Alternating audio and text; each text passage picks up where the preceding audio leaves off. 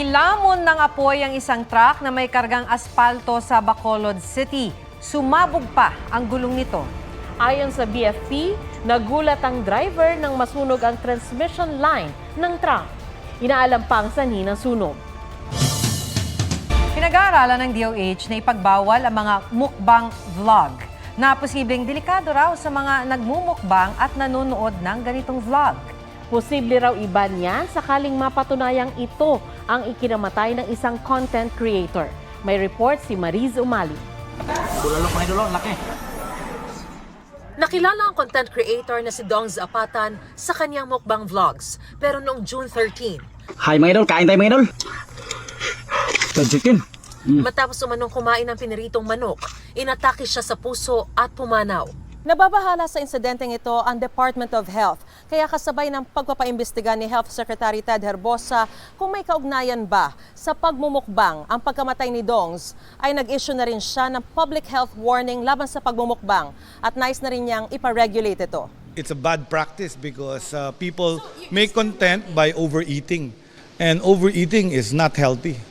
It will lead to obesity, and obesity will lead to hypertension, heart conditions, non-communicable diseases, and even heart attacks. Batay sa mga pag-aaral, nauuwi raw sa eating disorder o internet addiction ang laging panonood ng mukbang vlogs. Una nang sinabi ng kapatid ni Dongs na nakararanas ng high blood pressure ang kanyang kuya.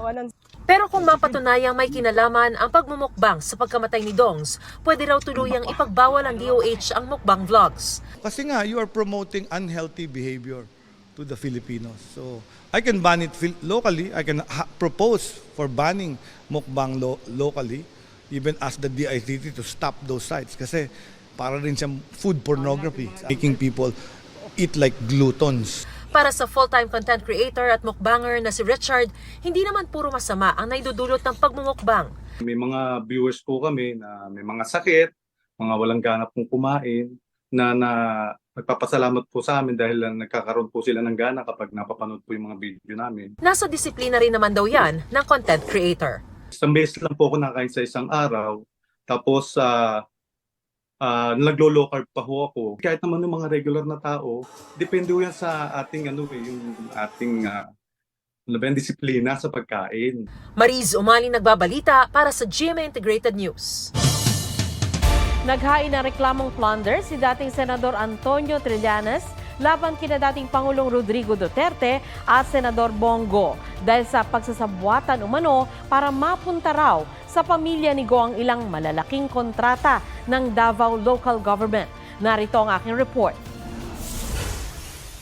Mula 2007 hanggang 2018, nasa 6.6 billion pesos na halaga umano ng infrastructure projects ng gobyerno ang iginawad sa CLTG Builders at Alfredo Builders and Supply. Ang naturang kumpanya, pag-aari raw ng ama at half-brother ni Senador Bongo. Aligasyon ni dating Senador Antonio Trillanes IV, nagsabwatan sina dating Pangulong Rodrigo Duterte at Go para mapunta sa pamilya ng senador ang mahigit 150 proyekto ng gobyerno sa Davao. Ito po ay maliwanag na plunder at lahat ng elemento ng plunder charge ay nandito sa kaso na ito. The way the plunder is defined by law, pagka nakinabang ka at ang pamilya mo ng ill-gotten wealth. Kaninang umaga, nagtungo sa Department of Justice si Trillanes para ihain ang reklamong pandarambong laban kay Duterte, Go, pati sa ama at kapatid ni Go. Ngayon lang daw siya naghain ng reklamo dahil tingin niya hindi magiging patas ang justice system nung administrasyong Duterte. Wala rin umanong kaugnayan ito sa napapaulat na planong pagtakbo niya sa 2025 elections. Nang tanungin kung bakit sa DOJ at hindi sa ombudsman isinampa ang reklamo. Unang-una dahil may concurrent jurisdiction, tapos naniniwala tayo na mas may access yung DOJ sa iba't ibang ahensya to validate yung mga dokumento na i-file namin sa DPWH, DTI at sa COA. Itinanggi ni Go ang akusasyon pero welcome raw sa kanya ang paghahain ng kaso para matuldukan na ang lagi raw nare-recycle na issue laban sa kanya. Hindi pa raw siya isinisilang, meron ng negosyo ang pamilya niya. Tiniyak din niyang hindi siya nakinabang o ang kanyang pamilya sa pagiging taong gobyerno niya. Tinawag ni dating Presidential Legal Advisor na si Attorney Salvador Panelo na publicity stunt ang paratang ni Trillanes. Sinusubukan pa naming makuha ang panig ni Duterte at ng DOJ. Naghain ang Office of the Solicitor General ng petisyon para kanselahin ang birth certificate ni suspended Mayor Alice Go. Ayon kay Solgen Menardo Guevara, nabigo si Go na sumunod sa requirement sa late registration ng kanyang kapanganakan. Isinampa ang petisyon sa Regional Trial Court sa Tarlac City. Paliwanag ni Guevara, makakasuporta ang petisyon na ito sa quo warranto petition na magpapawalang bisa sa pagkapanalo ni Go bilang mayor. Kung makakansela kasi ang kanyang birth certificate, mawawala raw ang pinakaimportanteng depensa ni Go na siya ay Pilipino. Nagbabala naman si Senador Win Gatchalian na posibleng arestuhin na ng Senado si Go kundi pa rin ito dadalo sa susunod na Senate hearing. Naglabas na ng subpoena ang komite ni Senador Risa Ontiveros laban kay Go at sa kanyang pamilya dahil sa hindi pagsipot sa nakaraang pagdinig. Wala pang pahayag ang kampo ni Go tungkol sa petisyon ng Solgen at sa sinabi ni Gatchalian. Huli sa akto ang pagnanakaw ng cellphone sa isang arcade sa Cebu City. Kwento ng biktima, nirecord nila ang kanilang paglalaro sa arcade gamit ang cellphone ng kanyang kaibigan. Pasimpleng lumapit ang isang lalaki at mabilis nitong tinangay ang cellphone na nasa loob ng bag. Mabuti na lang at alisto ang biktima kaya nabawi niya ang cellphone. Nai-report na ito sa mga pulis. Inaalam ang pagkakakilanlan ng suspect na agad umalis sa lugar.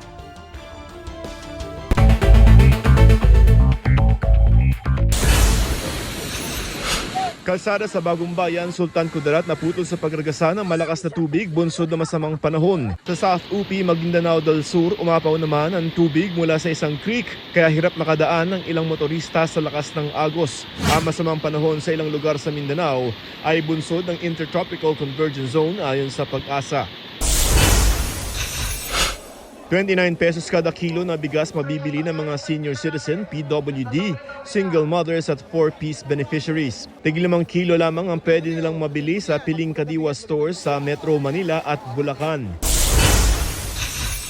Pang-iimpluwensya ng China sa ilang sektor tulad ng LGUs at media dapat daw bantayan ayon sa Armed Forces of the Philippines. National Security Council kinumpirmang may ilang individual at grupo na tumutulong sa pagpapalaganap ng naratibo at impluwensya ng China.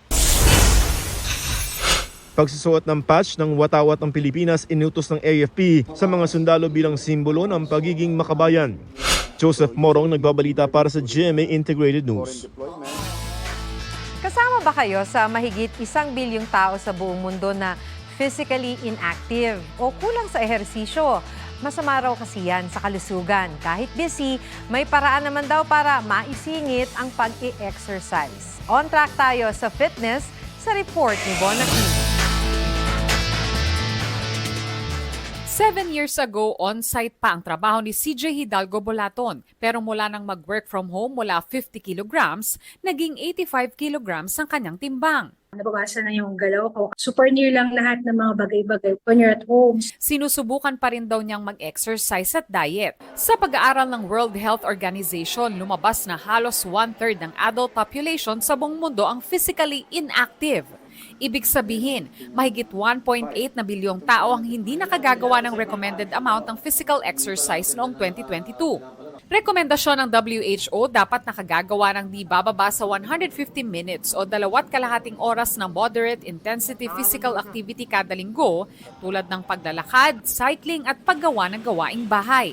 O kaya 75 minutes o mahigit 1 oras na vigorous exercise tulad ng pagtakbo o pagsali sa sports. Sabi ng DOH, kapag hindi sapat ang pisikal na aktibidad, maaring magkaroon ng major non-communicable disease, kabilang na ang cardiovascular diseases.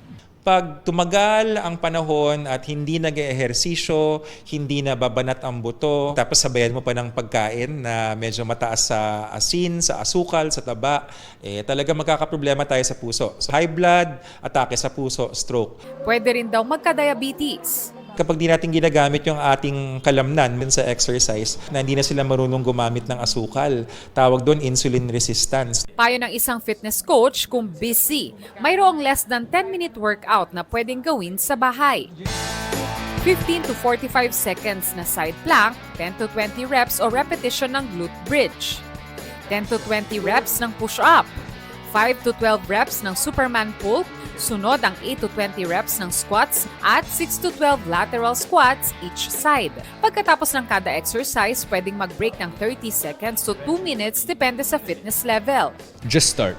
Gawin mong mas magaan yung workout.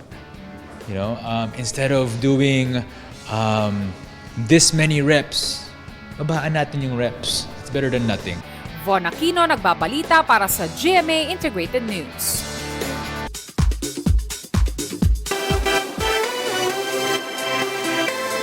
Josh Cullen ng SB19 at Sakta Budlo na produkto ng The Boys Kids magpe-perform sa Round Festival 2024 sa South Korea. Excited at kabado raw si Josh, lalo't ilang bigating artists mula sa ASEAN countries ang kasama rin na magtatanghal. Ang maalala ko lang, lumaki kasi ako sa farm. Kasama ko yung papa ko. New character unlocked, Morgana Go, bagong ginagampanan ni Pinky Amador sa hit afternoon prime series na Abot Kamay na Pangarap. May prosthetic siya at kailangan matutong mag-Chinese para ma-achieve ang character. Jeneline Mercado at Dennis Trillo ibinahagi ang groundbreaking ng kanilang dream home. OG runners na si Haha at Bianca Umali makikisaya sa Running Man Philippines. Nelson Canlas nagbabalita para sa GMA Integrated News.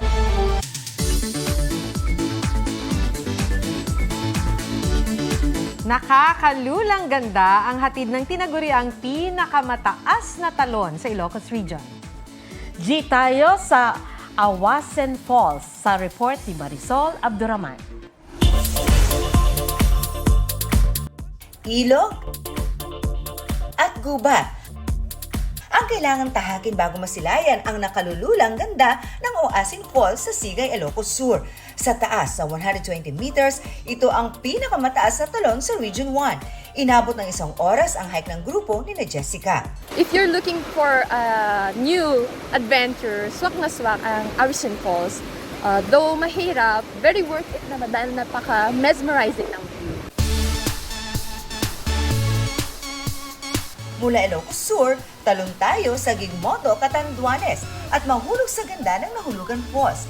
Sa halagang 10 piso, pwedeng ma-enjoy ang 60 metrong talon na may 3 layer. Ito po talaga yung dinadayong lugar dito. Plano ng Gigmoto LGU na ayusin pa ang lugar para makatulong sa turismo at ekonomiya ng barangay at bayan. Marisol Abduraman, nagbabalita para sa GMA Integrated News.